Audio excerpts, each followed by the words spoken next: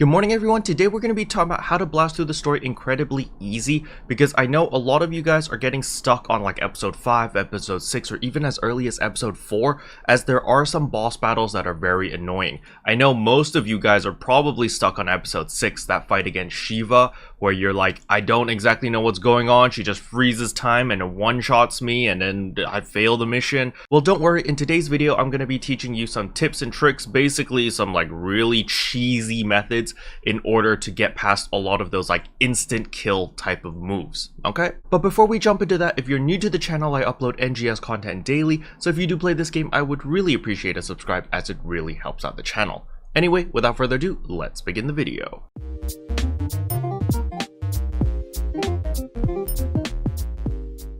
So in case some of you guys are confused on why should I even complete the story, there's currently a story quest clear campaign which gives you a ton of rewards, and it gives you like 12,000 star gems worth of items. So some people have been asking me, Caro, how does your math even add up? How do one of those SGC tickets become 2,000 star gems? So once we're in the base game, let us look at the scratch over here, play scratch ticket, and you're gonna see right here at the rewind collection, it costs 80 per scratch. However, you need to play 25 times in order to get an SGC ticket. So let's multiply 80 with 25, and that equals 2,000 star gems. So basically, it does cost 2,000 star gems in order to get one of these SGC tickets, and it just so happens that this campaign is giving you 6 of these. For every single episode you complete, you get one of these SGC tickets. There's 6 episodes, so there's a total of 6 of these SGC tickets. So some of you guys may be asking, what is this ticket used for? And it's simply used to select any item you want here. You can just pick it, click on it, and you just say, I want that, and a yoink, it is now yours. So it is worth a lot, and that's why you should do it, alright? So the secondly most common question I got from yesterday's video was,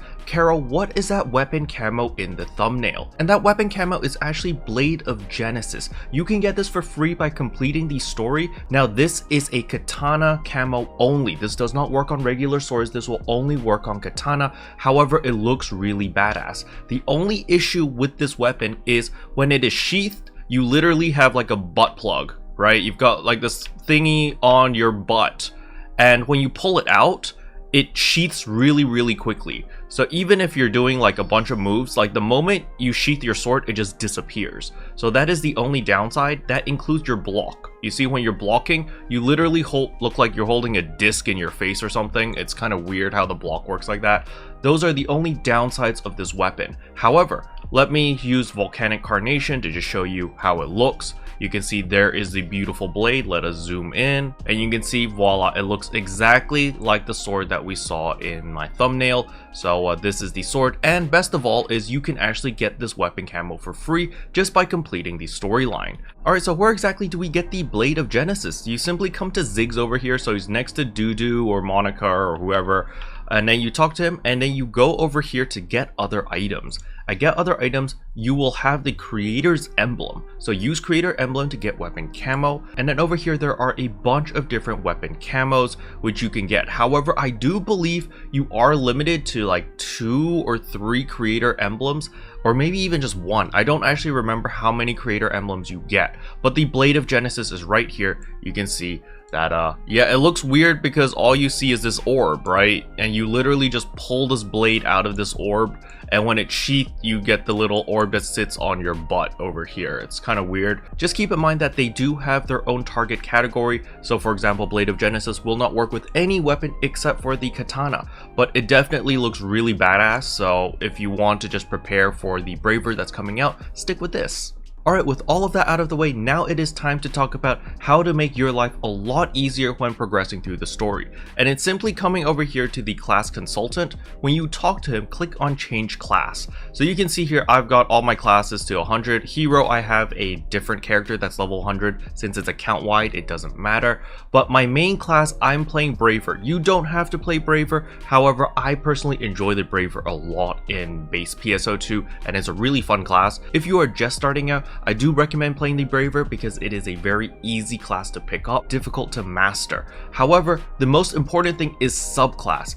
Pick the Hunter as the subclass, okay? So once you've done that, then you just want to level up whatever your main class is as well as the Hunter subclass.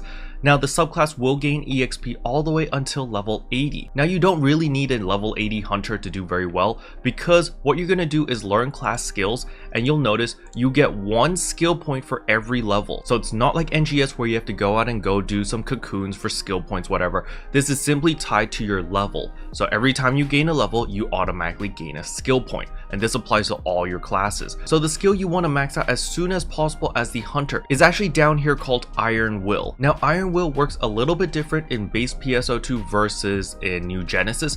In New Genesis, hunter had to be your main class, and there was a 3-minute cooldown after it procced. The thing about Iron Will in base PSO2 is there is no cooldown. You can keep proccing consecutively, so you can literally die consecutively like 4 or 5 times in a row, and you can get Iron Will to constantly proc. And even better, hunter does not have to be your main class in order for Iron Will to work. So you can see here that in order to gain Iron Will, there's a little 3 over here, which means we need to put 3 skill points into a certain ability. So we need to scroll up, and you can see right here at HP up 1, we're going to put 3 points right here, and you have unlocked Iron Will. We're going to put 10 points into Iron Will, so we have a 75% chance of Iron Will to proc, and when it does proc, you also get a 5-second duration of invulnerability. So basically, every time you die, there's a 75% chance you'll just survive at 1 HP. That is how Iron Will works. No cooldown, no conditions, no nothing. It can chain proc unlimited times if you're super lucky. Now to make Iron Will even better, we're going to be getting the Spirit over here,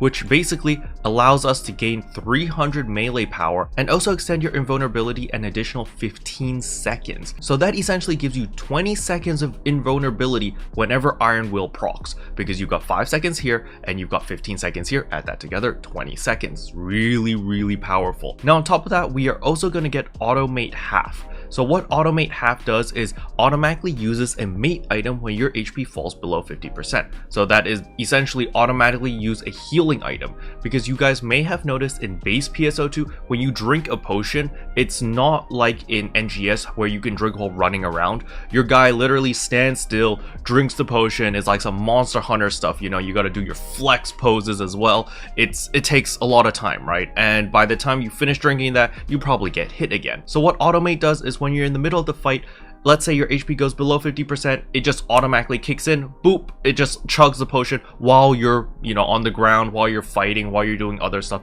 It's instantaneous, and it doesn't lock you in some animation. So as you can see here, it requires 3 points in a certain ability, so that is guard stance over here, so we need to put 3 points in guard stance. Boom, Automate Half is unlocked, and we have put 10 points in it, so activation rate is 100%. So whenever your HP falls below 50%, you will automatically use a healing item. So with Iron Will and Automate Half, you are essentially invincible, because whenever you get a 50% HP, you auto heal, and you can hold up to 30 potions. It's not like base PSO2 where you are limited to 10. This one you can hold 30, 10 of each type. You've got like the weak healing potion, the medium healing potion, and like the large healing potion. And Automate Half here will automatically use those potions whenever you drop to less than 50% HP, and it's really powerful. Okay, and you can see here we still have 69 skill points left, and you can literally pick up whatever the hell you want. You want more HP, you can do so. You want more melee power, you can do so. If you are level 80 or 85, make sure to pick up these 2 skills. These 2 skills increase your damage significantly. You see, this basically just gives you 5% more potency for free, so do pick that up. War Track over here doesn't really do much to you. It just enhances the war cry and adds Jellin effect, which is absolutely useless if you're playing by yourself.